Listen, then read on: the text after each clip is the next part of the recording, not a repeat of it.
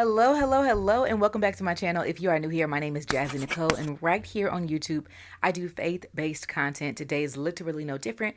We are looking at Romans chapter 12 today, and honestly, this is the heart posture check that we needed. I'm so excited to get into it. Now, if you are new here, welcome. Do not be shy. Let me know in the comment section that you are new here because I do want to personally welcome you to the page. Now, if you are looking for a Bible study bestie, let me tell you, baby, you already landed on the right page. This is it. Hit that subscribe button. Let's keep getting into the Word of God together because there's nothing better than getting into the Word of God. If you have been around for a while, good evening, good morning, good afternoon. Y'all, we are on chapter 12 of the 16 chapters in Romans. And this one, top tier. Cannot wait to get into it with you. Without further ado, let's go ahead and get into Romans chapter 12.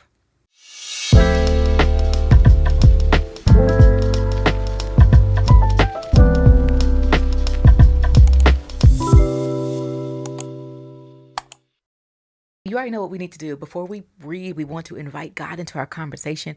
So, dear Heavenly Father, God, thank you. We thank you for the opportunity for fellowship. We thank you for your word, your resource, your owner's manual, what you left behind for us so that we can learn your heart, your word, and how we should navigate through this world today.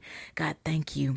Thank you for leaving this here, your love letter, so that we can learn more about you. Heavenly Father, we ask that during this reading, we get your godly wisdom, we get your knowledge, and we eliminate distractions so we can focus solely on you and your word and what you have for us today. In Jesus' name we pray, amen. Let's get right on into it. So Romans chapter 12 is talking about being a living sacrifice for God in every sense of the word. And it's talking about how we show up in the world today. This is why I grasp my, how do you show up? How do you show up in the world today? So when we're looking at Romans chapter 12, verse 1 starts off with saying, and dear brothers and sisters. So we know this is Paul, and he is writing to the church in Rome. And in his letter to the church in Rome, he is writing to the Jews and the Gentiles, and he is reminding them on how God is expecting us to show up. He says, I plead with you. This sounds really important. Has anyone ever pleaded with you for anything? This sounds important. He said, I plead with you. Please listen. This is so important. When he says I plead with you, this indicates importance. He says, with you, I ask that you give your bodies to God. When I think of bodies, I think physically. I think where you go. I think how you show up. I think your mind. I think your heart. All of that encompasses your bodies. And he's saying, I tell you, give that to God. I ask you, I plead. This is so important.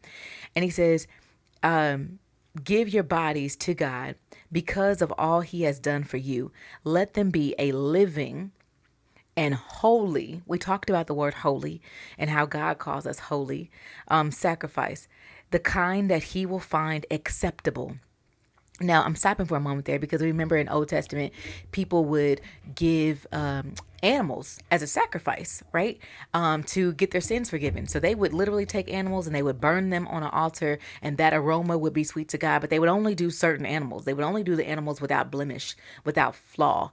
And they would do that. And what he's saying is, listen, Jesus came and died on the cross, so we don't have to do that anymore.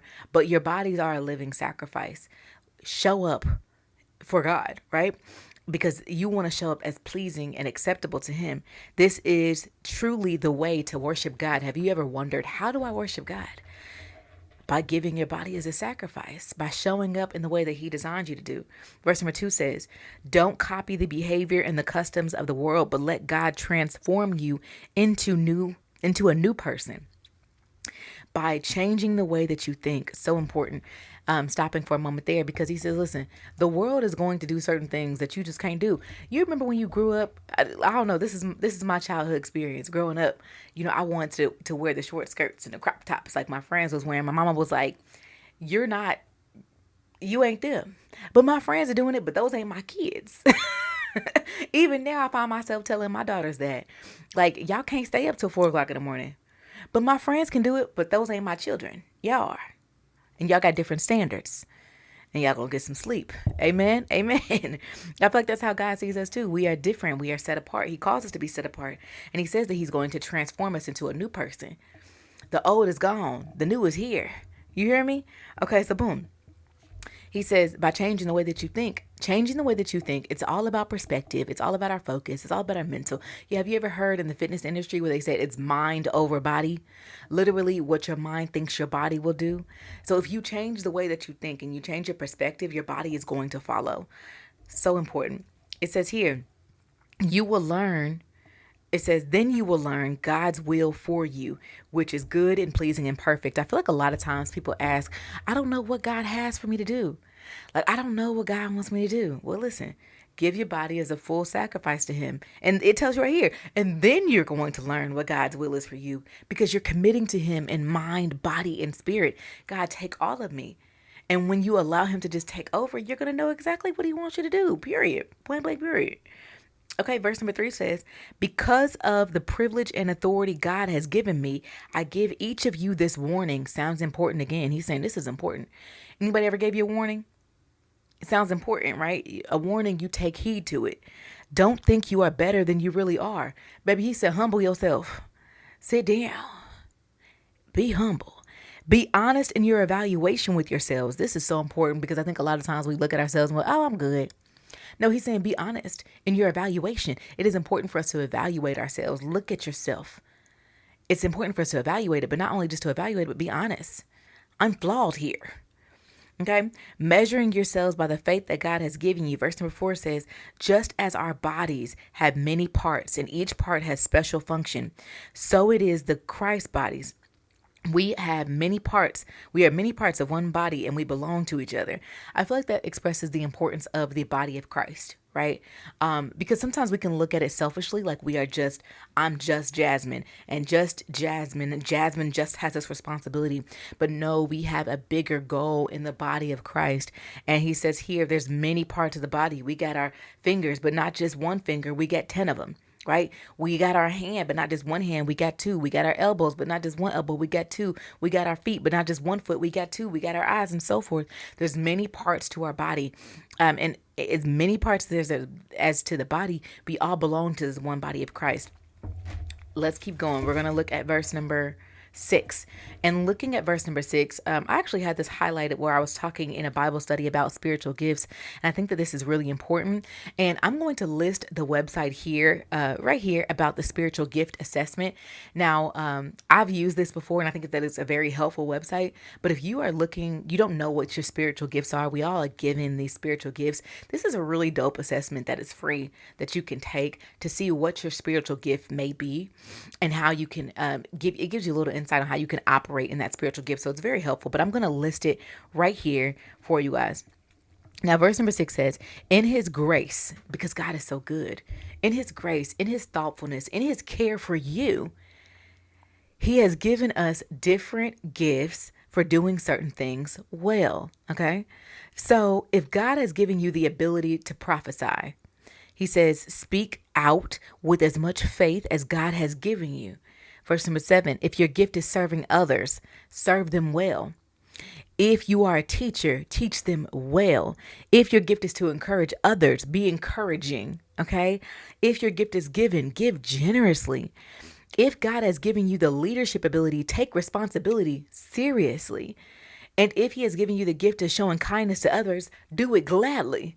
Smile through it. I feel like that's so important and so powerful because we have things that God has innately given us, right? He has given us these things that are beautiful, and God is calling us to use them in the body of Christ because they all work together, right? He's calling us to use them. My gift may not be your gift, and your gift may not be my gift, and we each may have 2 or 3 gifts, but God has given us something to use to glorify the kingdom of heaven. And if you don't know what that is, there's opportunity to find it. Pray about that and allow God really in your prayer. Okay, you took the assessment, you got, they told you your spiritual gift was encouragement. Pray about, God, how do you want me to show up in the body of Christ with encouragement?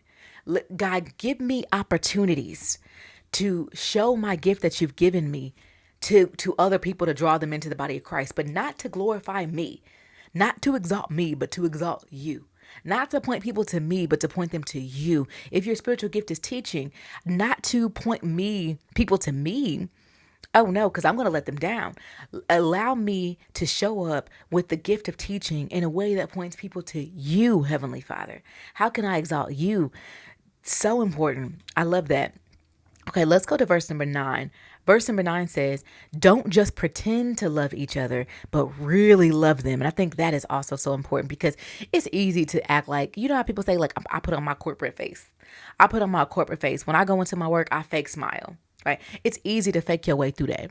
It's easy to fake your way through loving other people. But God is calling us to genuinely love people, genuine love. And when you start embracing the genuine love of God, the authentic grace of God, it is hard not to show genuine love. Okay. It says, hate what is wrong.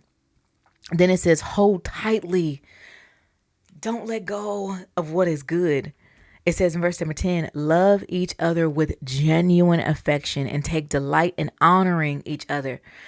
Stopping for a moment, because this quote that I told y'all about that I hear a lot, it is, there is no greater love than Christian hate, meaning it is an open criticism to how some Christians show up as love, but really they're mean. You ever met a Christian that was rude?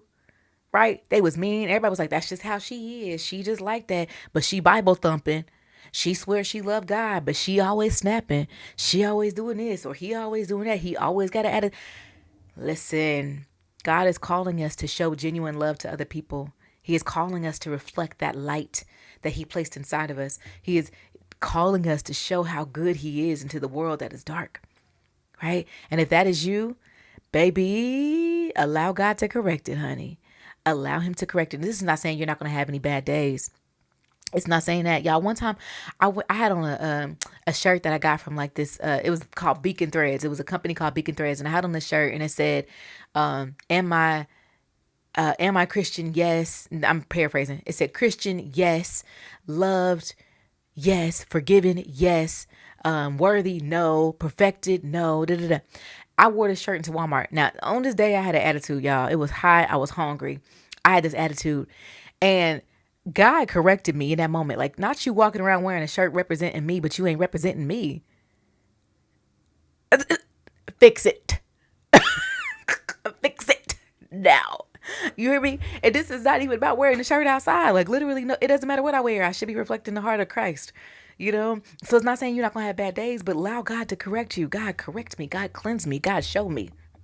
Point it out. Okay. Anywho, let's keep going. It's verse number 11. Never be lazy, but work hard and serve the Lord enthusiastically. Get up, baby. Serve the Lord with enthusiasm. Verse number 12 says, rejoice in confident hope. Listen, you can have hope or you can have confident hope. There is a difference there. You can have hope that things are going to go well, or you can be confident with that hope. And that just shows up so much more boldly. And then here's another one. Be patient in trouble. I can be in trouble and be going through it, but I can also be patient and trust in God in the midst of my trouble. And it says, and keep praying, meaning don't stop, meaning keep going. Because you can't do this on your own. It is hard to have confident hope if you're not connected to the source. It is hard to be patient in trouble if you're not connected to the source. It is hard to be going through a season of doubt, confusion, and loneliness if you're not connected to the source, right? It is hard. So keep praying. Verse number 13. When God's people are in need, be ready to help them. It says, always be eager to practice hospitality. We live in a society now where people want to close their doors, but no, it says always be eager and open to show people the heart of Christ, to show people hospitality. Verse number 14, bless those who prosecute you. Isn't that hard? People openly rebuke you. People openly hate you. People openly dislike you, but it says bless them. Bless those who persecute you. Don't cuss them out. You got a whole slew of cuss words ready to throw at people who got something bad to say about you. It says don't cuss them out, but instead pray that God blesses them. Listen, I know, they commented this on my post, but God bless you. You know, God bless them. God touch their lives. God touch their heart. Verse number 15, be happy with those who are happy and weep with those who weep, right? Live in harmony with each other, but don't be proud. Don't be too proud to enjoy the company of ordinary people. And don't think you know it all. Don't think you got it all together, because you don't. Baby, even Paul in chapter 11, he showed y'all he didn't know it all. He said, I have no way of knowing everything that God is thinking. You don't either. Don't think that you know it all, because if you think that you know it all, you're going to walk in pride. You know how sometimes kids feel like they know it all? They think they be like 12, 13 and they feel like they got life figured out. He's saying, listen, don't think you know it all, because you don't know it all. Humble yourself and realize there's still an opportunity for growth, and there's still an opportunity for learning.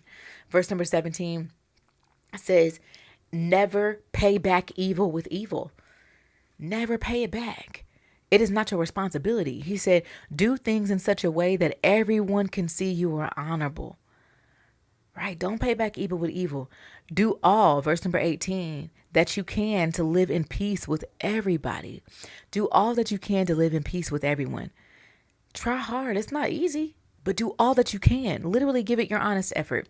Verse number 19, he says, dear friends, never take revenge, and leave that to the righteous anger of God. Don't worry about it. God got you. For the scriptures say, I will take revenge. This is God. God says he will take revenge. He will pay them back. You ain't got to worry about it, cuz vengeance is not mine. It's his. God says vengeance is mine. That's what God says. He didn't tell you, okay, listen, at 3:00, I want you to go hit him in the back of the neck. That ain't what God said. God said vengeance is his. Let him have it, because God do it better anyway. And do. Okay? All right. So verse number 20 says, instead, so rather than, but you should, it says, if your enemies are hungry, feed them. Give them a number 8, extra barbecue sauce. If your enemies are hungry, feed them. If they're thirsty, give them something to drink. Baby, your enemy's thirsty, give them some water. You thirsty? Give them some water. In doing this, you will heap burning coals of shame on their head. In killing them with kindness, and actually showing them love instead of reflecting back that hate, they're gonna heap lumps of coal in the head. They're gonna listen. God gonna take care of it. You ain't even gotta worry about it. You just show up as the light God is calling you to show up as. Verse number 21. Don't let evil conquer you, but conquer evil by doing good. Don't let evil take over you. This world is evil. This world is dark. Don't let it do that. But instead, you take over the world by showing up as the light that God calls you to do. You show up as the light God calls you to do, and let God do the rest. Let him do the rest. Okay? All right, that's what I got from Romans chapter 12. But let me know in the comment section, what stood out to you in Romans chapter 12? What did you get when you read this? Let me know in the comment section, and I will see you tomorrow for Romans chapter 13. I love you guys. You have an amazing day. Bye.